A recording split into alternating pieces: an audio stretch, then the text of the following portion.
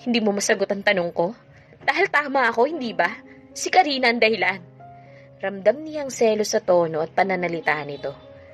Kung alam lamang nito na matagal nang wala si Karina sa puso niya, simula nang makilala niya si Amira, tuluyan na niyang nakalimutan ng lahat ng nararamdaman niya para kay Karina. Wala nang ibang babaeng nagmamay-ari ng puso niya, kundi ito lamang. Ngunit paano niya ipapaintindi kay Amira ang lahat? Mas gugustuhin pa niyang isipin nito na si Karina nga ang dahilan, kaysa malaman nito ang tunay niyang pagkatao. Naghihintay ng sagot si Amira, ngunit ramdam niyang hirap sagutin ni Caleb ang mga tanong niya. Napangiti siya ng may pait sa mga labi.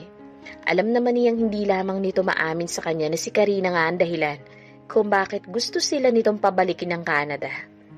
Tiyak na pinapili ito ni Karina at obvious naman na si Karina ang pinili nito. Hindi na niya mapigilan ang pagpatak ng kanyang mga luha. Napakalaki niyang tanga para umasa siyang may pag-asa pang maayos ang pagsasama nilang dalawa. Ang masakla pati si Gertrude, madadamay ngayon dahil sa katangahan niya. Bakit kailangan madamay si Gertrude sa lahat ng to, ha, Caleb? Masakit na masakit ang kaloobang tanong niya rito. Walang kinalaman ng bata. Bakit hindi mo kayang ipaglaban ng anak natin kay Karina? Ha? Sumbat niya rito. Amira, tinangka nitong lumapit at hawakan siya sa magkabilang balikat. Ngunit mabilis niyang piniksi ang kanyang mga balikat. Galit na galit siya nang muli niya itong tignan. Pakiramdam niya sa sabog ang dibdib niya sa labis na galit at hinanakit. Ilang beses pa ba siya nitong kailangan saktan para lamang matauhan siya? Nangangatal ang kanyang buong kalamnan. Parang nag-aapoy ang kanyang mga mata sa puot. Go away and stay out of our lives forever. Pinagsisisihan kong pinakilala pa kita kay Gertrude. Pinagsisisihan kong nakilala pa kita. Sigaw niya rito. Umalis ka na ngayon din. At pakisabi kay Karina, wala na siyang dapat ipag-alala pa. Babalik na kami ng Canada. Mas mabuti nga bumalik na lang kami dong mag-ina. At simula sa araw na to, ayaw ko nang makikipag-ugnayan ka pa kay Gertrude. Ni anino mo, ayaw ko makikita niya. Amira, I said go away! Go away and stay out of our lives. Out of my daughter's life. Bulyaw niya rito. Nanlulumong lumabas ng apartment ni Amira si Caleb. Gusto niyang matawa sa kanyang sarili. Ang tapang niya sa ibang bagay, ngunit bakit pagdating sa pag-ibig, naduduwag na naman siya? Ito marahil ang kahinaan niya. Dumiretso siya sa isa sa kanyang pub house at muling nilunod ang sarili sa alak. Parang dinudurog ang puso niya. Iniisip pa lamang niya na muli na namang malalayo ang kanyang mag-ina sa kanya. Ngunit ito na siguro ang pinakatamang gawin upang malayo sa kapahamakan ng mga ito. Sir, tumatawag po si Karina, sabi ni Mang Roy sa kanya. Inabot nito ang telepono ngunit tinabig lamang niya iyon. I don't want to talk to her. Sabihin mo busy ako. Sabihin mo may kasama akong ibang babae. Whatever. I don't want to see her face. Bulyaw niya sa matanda. Si Karina ang pinakahuling taong gusto niyang makita sa ngayon. Kung noon, may katiting pa siyang nararamdaman para dito. Ngayon ay tuluyan ng naglaho ang kakarampot na damdamin niya. Napalitan na ng puot ang damdamin niya para sa dating kasintahan. Naitikom niya ang kanyang kamao. Naghuhumiyaw ang galit sa kanyang buong katauhan. Hinayaan niya na i-manipulate siya ng kanyang ninong Samuel. Kaya siya nalagay sa ganitong sitwasyon. At hindi pa rin siya natuto. Muli niyang hinayaan paikutin siya ni Karina. Hangal nga ba siyang talaga? Mapakla siyang napangiti. Sa sobrang pangungulila niya sa pagmamahal ng kanyang pamilya. Naging bulag at bingi siya sa mga taong nakapaligid sa kanya. Pinagkatiwalaan niyang masyado ang kanyang ninong. Hinayaan niyang mabuhay sa galit ang kanyang dibdib. At nang umalis si Amira, kumapit siya kay Karina sa takot na mag-isa na namang muli. Nangyari ang lahat ng ito dahil hinayaan niyang i-manipulate siya ng ibang tao. Nangyari ang lahat ng ito dahil ang totoo, nagkukubli lamang siya sa kanyang pagiging mafia boss. Ngunit duwag siya, yun ang totoo. Isinuklay niya ang kanyang mga daliri sa kanyang buhok. Nagtatapang-tapangan lamang naman talaga siya. Ginagamit niya ang kanyang posisyon para manindak ng mas mahina sa kanya. Ngunit hindi naman talaga siya matapang. Muli siyang nagsali ng alak sa kanyang baso. Sunod-sunod niya yung ininom. Nang maubos ang bote ng alak, muli siyang nagpakuha ng isa pa. Diniretso na niya yun sa bote. Nang mga oras na yun, pakiramdam niya, patapo na ang buhay niya. Wala nang direksyon, wala na siyang pakailam. Lasing na lasing siya nang ihatid siya ng Mang Roy sa kanyang apartment, kung kaya't hindi na niya namalayang naroroon sa loob ng bahay si Karina. Hindi niya alam nang paliguan siya nito sa loob ng bathtub. Naghubad rin ito ng damit at sinamahan siya sa loob nun. Nag-iimpake ng mga damit si Amira nang magbip ang phone niya. Nagulat siya nang makita mga larawang ipinadala sa kanya ni Karina. Parang may mga martilyong bumabayo sa dibdib niya habang nakatingin sa mga larawang kuha sa bathtub, habang hubot-hubad na naghahalikan sina Caleb at Karina. Bakit kailangang ipadala pa ng babaeng yun sa kanya mga larawang yun? Mas lalo lamang nagpupuyos ang kalooban niya sa galit. Akala niya may tsansa na magkabalikan pa sila ni Caleb. Ngunit kaninang magkausap sila nito, ay na-confirm niya na wala na itong balak na ayusin pa ang pagsasama nila. Desidido na talaga itong makisama kay Karina. Hindi na nito kailangan sabihin pa sa kanya na si Karina ang pinipili nito. Malinaw naman patunay ang mga larawang ito. Napakagatlabi siya. Wala na nga yatang mas tatanga pa sa kanya. "Mommy, are we leaving, Daddy?" Umiiyak na tanong ni Gertrude habang nakatingin sa mga malalaking maleta na inaayos niya. Awang-awang napatingin siya sa bata. Gusto niyang sampalin ng ilang beses si Caleb sa ginagawa nitong pagpapaasa sa bata. "Yes, Gertrude." Halos paanas lang, ngunit may diin na sabi niya sa bata. "Don't worry, kapag nasa right age ka na, pwede ka na mag-decide kung gusto mong makasama ang iyong ama o hindi. Pero sa ngayon, ito ang alam kong mas makakabuti para sa iyo. We need to go back to Canada." Napaiyak siya nang makita ang kalungkutan sa mga mata nito.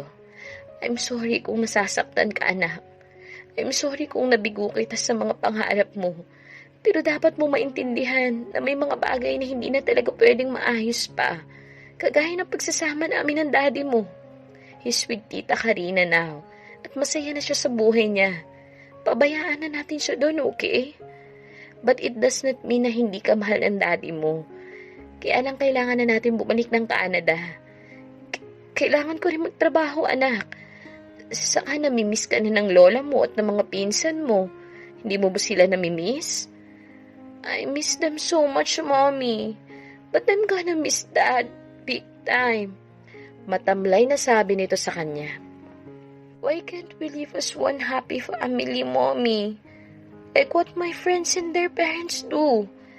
Hirap na hirap siyang ipaliwanag sa anak ang sitwasyon nila ni Caleb. Makailang beses niyang sinubukang gawin iyon, ngunit masyado pang bata si Gertrude para maintindihan ang lahat ng iyon.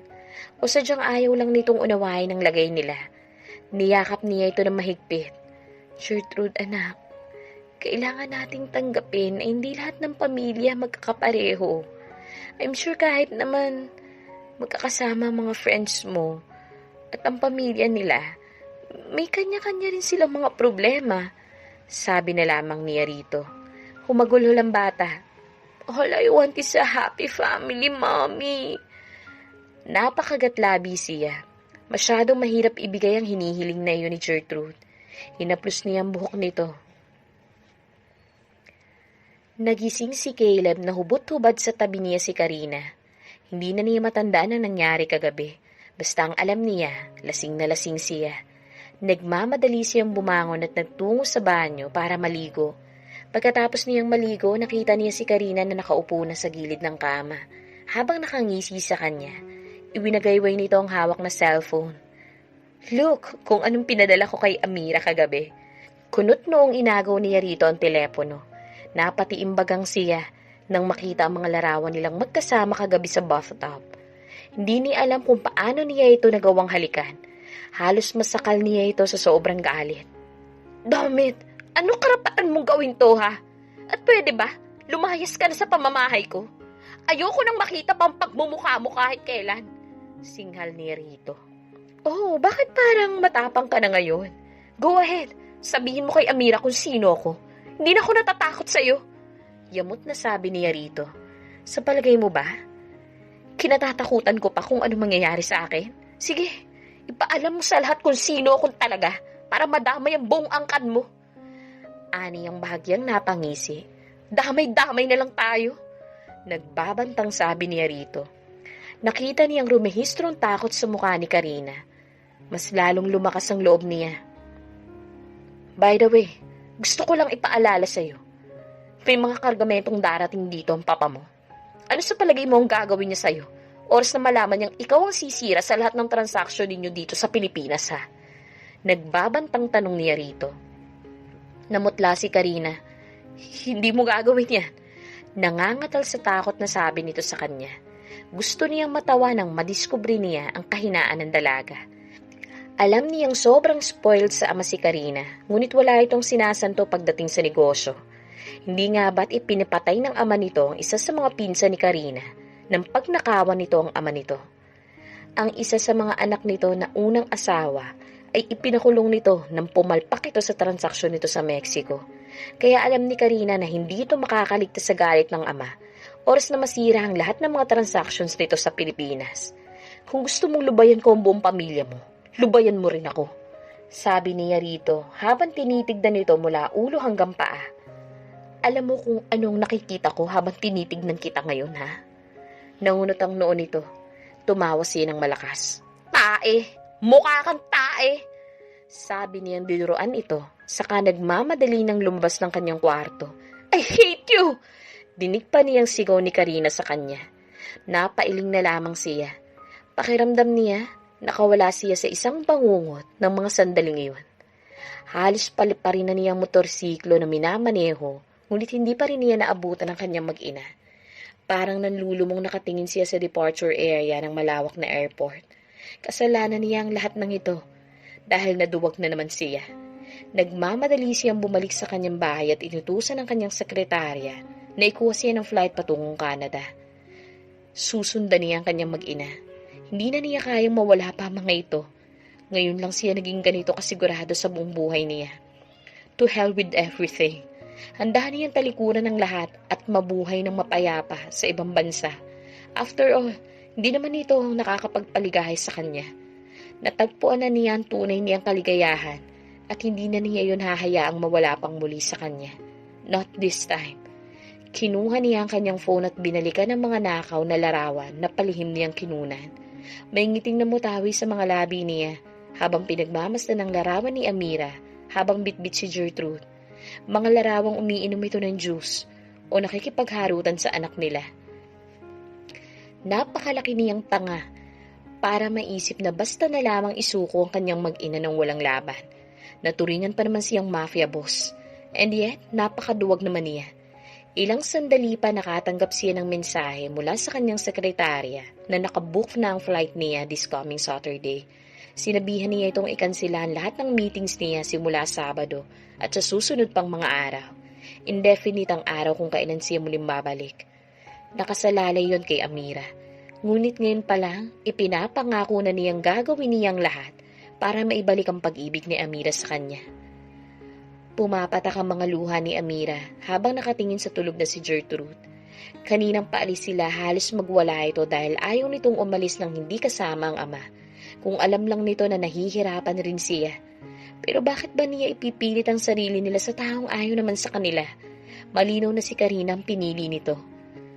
Gusto niyang murahin ang kanyang sarili dahil sa kabila ng lahat, ito pa rin ang tinatangi ng puso niya at hindi niya alam kung kailan niya ito magagawang burahin. Siya na yata ang pinakatangang babae sa mundo dahil patuloy na nga nitong sinasaktan ng damdamin niya. Ay heto pa rin siya, nahihibang pa rin siya sa sobrang pagmamahal dito. Ipinikit na niya ang kanyang mga mata at pinilit ang sariling makatulog. Maya-maya, nagising siya nang mapanaginipan niya si Caleb. Isang masamang panaginip, ang bilis-bilis ng kabog ng dibdib niya. Naipatong niyang isang kamay sa kanyang dibdib. Pakiramdam niya naninikip yun sa sobrang bilis ng pintig ng puso niya. Ramdam niya ang takot na bumalot sa kanyang buong katawan. Please protect him, dear Lord, usal niya. Kinuha niya ang kanyang rosary sa bag at nagsimulang magrosaryo. Ngayon lang muli niyang nahawakan ang rosary na binigay sa kanya ng kanyang mommy nung ipinanganak niya si Gertrude. Ewan kung bakit hindi maalis ang pagkabagabag sa dibdib niya ng mga sandaling iyon, ni hindi niya maintindihan kung anong pinanggagalingan na nararamdaman niyang takot. Makailang beses siyang sinusubukang tawagan ni Karina, ngunit hindi niya sinasagot ang tawag nito. Sa pang-10 yatang tawag, binato na nito ang cellphone. Nakita pa niya nang mabasag ang screen nito at malakas na tumilapon ang battery niyon. Wala na siyang oras pa para sa babaeng yun. Hindi nga siya makapaniwalang minsan sa buhay niya, minahal niya ang ganong klase ng babae. O baka deserve niya ito dahil naging walang hiyari naman siya kay Amira. Pinagsisisihan niya ang lahat ng pagmamaltratong ginawa niya kay Amira. Kung maibabalik nga lang niya ang panahon, bakit nga ba sinayang niya ang bawat sandaling kapiling niya ito? Kung di niya pinairal ang kanyang galit, siguro tahimik na ang buhay niya ngayon sa piling ng kanyang mag-ina. Lumabas siya ng bahay at sumakay ng kanyang motorsiklo para bisitahin ang kanyang pub houses. Kinolekta lang niya ang lahat ng pera doon saka tinawagan si Mang Roy para ihatid siya nito sa bahay. Sa kalagitnaan ng pagmamaneho, sabay silang natigilan ni Mang Roy nang makita nila ang malaking truck na nakaharang sa kanila. Ikinasa niya ang kanyang baril, saka nagmamadaling bumaba ng sasakyan. Nagulat siya nang may bigla na lamang magpaputok sa kamay niyang may hawak na baril. Bumaba ang mga kalalakihang lula ng truck at pinalibutan siya ng mga ito. Kasabay naman niyon, nanakit ng husto ang binti niya, dahilan kung bakit parang nanghihina siya at wala nang lakas para makalaban pa. Narinig niyang nagpaputok ng baril si Mang Roy, ngunit asintado ang mga kalaban. Nang lingunin niyang matanda, nakita niyang dumudugo ang noo nito habang nanlaki ang mga mata niya. Napasigaw siya. Alam niyang hindi na niya maisasalba pa si Mang Roy, lalo pat parang nilalagari ang mga buto niya sa binti ng sandaling iyon. Pinilit niyang tumakbo, ngunit muli siyang pinatamaan sa paa ng isa pang lalaki. "Anong kailangan niyo sa akin?" sigaw niya. Dinampot siya ng isang lalaki at piniringan. Nasa 1 oras rin ang nilakbay nila bago huminto ang sinasakyan nila. Kinaladkad siya ng isa pababa. Nang alisin nito ang piring niya, nasa loob siya ng isang kwarto. Iginapos ng mga lalaki ang paa at kamay niya, saka muli siyang iginapos sa isang silya. "Who the hell are you? Kung perang kailangan niyo sa akin, ibibigay ko!" sigaw niya. Hindi niya alam kung sino ang may kagagawa nito sa kanya. Ang mga kalaban ba niyang grupo? Ngunit alam niyang hindi ganito magtrabaho ang mga kalaban niya. Dahil kung isa sa mga kalaban niya ang grupong ito, di na siya bibigyan ng pagkakataong mabuhay pa. "Good job, guys!" Narinig niyang sabi ni Karina na lumabas mula sa kanyang likuran. Nagulat siya nang makita ito. Nagtangis ang kanyang bagang. "Surprise!" Nakangising sabi nito sa kanya. Saka lumapit at itinaas ang baba niya palapit sa mukha nito. "Sabi ko naman sa'yo eh. Ayaw na ayaw ko ng pinagmumukha akong tanga." Anito sa kanya. Dinaan ng isang daliri nito sa buong mukha niya. "Hindi naman kasi ako kagaya ni Amira na yun eh. Natanga at pumapahayag lang nagaguhin ng mga tao. Why should I?" Sabi nitong tinignan siya ng matiim. "Baka nakakalimutan mo. I am my father's daughter." At gaya niya, halang rin ang kaluluwa ko. Pagkasabi nun, tumawa ito ng malakas. Nagtagis ang kanyang mga bagang, saka yamot na dinuraan ito sa muka. Lalong nagalit sa kanya si Karina. Tumayo ito at nilingon ng mga tauhan. "Guys, bantayan niyo siyang mabuti ha. Siguraduhin niyo hindi siya makakatakas." Habili nito. Saka muling tumungo sa kanya at may kung anong kinuha mula sa suot niyang relo. "By the way, you're being bugged." Nakangiting sabi nito nang ipakita sa kanyang maliit na magnet na nakakabit sa relo niya. Napamura siya. "Even smarts can be fooled by sleeky person, Caleb." Paalala nito sa kanya. Saka muling tumalim ang tingin. "Akala mo matatakasan mo ako?" "You cannot run away from me, Caleb. Kung hindi ka mapapasakin, mas lalong hindi ko papayagan na mapunta kay Amira."